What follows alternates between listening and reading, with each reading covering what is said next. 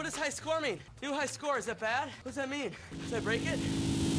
Hello everyone and welcome to Veteran Gaming. I am Aaron. Today in Lord of the Rings, Heroes of Middle-earth, we're going to be talking about Raid Chapter 2, taking on the Cave Troll. I've already made one video kind of highlighting how the Isengard 5 uses their abilities to take down the Cave Troll, but obviously that doesn't really work for every crew because a lot of crews are very different. Like, take for instance the Road to Rivendell crew. They don't have any bleeds, they only have the one blind, so every particular team you take in is going to play a little bit differently. So I'm going to go ahead and show you my Road to Rivendell crew because I know that's another common starter team that a lot of people have put some work into. So my squad power here is 33,831. I'm going to take them in at difficulty level 2. And frankly, with this squad power, I'm just starting to verge on whether I want to jump into level 3, difficulty level 3 here, because this team can max out 300,000 on this difficulty level. So just real briefly, the main goal we want to get here is we get 15,000 points every time we topple the troll and 15,000 points every time we take out his health once he is in a toppled state. Other thing we want to make sure we're paying attention to is keeping these stacks of momentum down because he's gaining 2% speed per stack of momentum. So the more momentum, the more turns he takes, the more damage he takes, the more he smashes your little hobbit team. So the way we get rid of stacks of momentum here, you're going to try to keep him blinded and try to keep him a critical strike, because if you critically strike him, he's going to lose one stack of momentum. And also here, his big AoE, the seismic collapse, only comes once he's enraged, and he's going to gain stacks of momentum through blocks and counterattacks, which I've already talked about. So those are the key basic ways the troll works. So we'll go ahead and just do a playthrough here, and hopefully I get a good run to show you exactly how the crew works and kind of when you want to try to use abilities as opposed to just being all willy-nilly and just running it on auto. So here's our run. We're going to try to lay some damage on him, using mainly basics here. We can go ahead and throw up our evasion. We can do Strider's big hit. We don't want to AoE because when the troll gets toppled, he will summon friends. So we'll save the AoE. We'll go ahead and get might and a little bit of regeneration from Mary.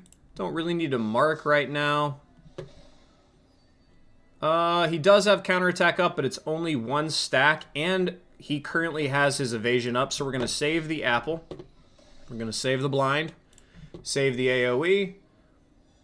Burning did some good damage. We're going to save his big hit for when he's down. Okay. We didn't get a tank here, so that's good. The Skull Crusher has a little bit of AoE, but not too much of a concern from who he summoned here. We'll get our haste. We'll do our basics. And what we want to do is get the Cave Troll's health down as low as possible. So whenever we feel like knocking him back up, I guess, we'll be able to. I think if we get an assist there, he will come back up. So let's try to put some damage on some of his buddies. Keeping an eye on the Cave Troll's turn meter because we cannot let him stand back up. We want to make sure we got the damage. All right, our turn meter's kind of low, and we're not the biggest of hitters here with Road to Rivendell. There we go. Am I going to get one more turn? Yeah, it looks like we'll get one more turn. So let's go ahead and try to get another hit on the Skull Crusher. That was perfect. Got the assist. Got him down. That was almost a perfect topple phase. We got rid of both adds, and we were able to fight through the topple. So we'll go ahead and just start laying on damage again. He does have a counterattack up with 2 stacks, so we will go ahead and blind him.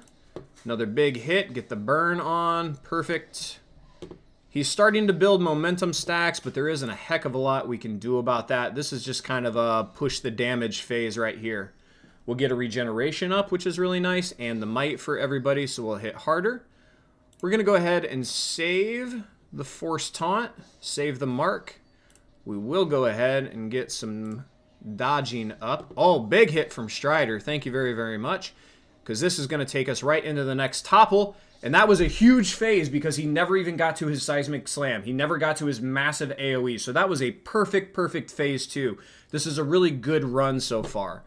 So again, we don't have any tanks up, which is nice. So let's just go ahead and put some damage on. I could have marked the troll, but Then if I get him low enough, I'm not going to be able to hit the side adds, which is a bummer. So we'll AoE.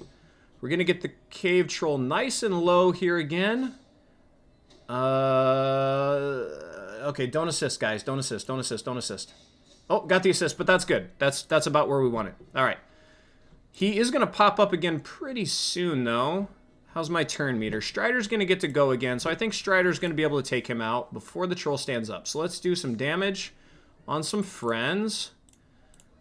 Strider is definitely going to go again, though, so we'll go ahead and get rid of the War Drummer. Now, Strider, we'll give him the big hit. I just want to make sure. I don't want to risk him not getting that. So there we go. Let's go ahead. We don't need the heal yet. Let's save the heal in case he does a seismic slam. Let's hit his buddy a little bit. Haste. This is perfect time for the haste. Let's continue hitting the side ad because he's going to a counter attack, and we don't want him to counter attack us. There we go. Now we got the blind. Perfect. Perfect, perfect, perfect. So now when he's counter attacking, he's whiffing, which is saving us a ton of damage. We don't want to use the heal. We're still saving that in case he gets the seismic slam. We can go ahead and mark him, get the assist, just lay on the damage as much as humanly possible. Lay on the evades. We'll do the normal hit. Let's get the might and the regeneration up. Okay, there was the big slam, but that's fine. We had some evade up from Sam. We have the big heal from Pippin ready to go. Wham, bam, thank you, Road to Rivendell. Let's get him toppled. At this point, he's building momentum. He's doing a bunch of damage. We need to get him toppled as quickly as possible. So let's get big hits on him. And he's got his counterattack up. We'll save the big hit for now when he's toppled. 300,000. There we go. I could have used the big hit there too. So that is a really good run for Road to Rivendell. We had some good RNG because we never had a tank up. But you can get around the tanks not only by just trying to burn through them real quick, but also saving Sam's mark. That way you can still stay on the cave troll if you need to make sure you get through that topple. But that was a beautiful run. Thank you, Road to Rivendell crew. The main key here is because they don't have quite as many Banes as the Isengard crew. They don't have the bleeds, which do a ton of damage. They only have the one blind, although Sam does also grant some evasion. You really want to keep that speed up, keep the hits coming, and push that damage when you absolutely have to. Take out the side adds. Hopefully the video was helpful, guys, and it kind of gives you an idea of what you want to aim for with your Road to Rivendell crew. If it was helpful, please give me a big thumbs up. Don't forget to subscribe to the channel so you don't miss upcoming content. And as always, have fun. Good luck. So I got that going for me, which is nice.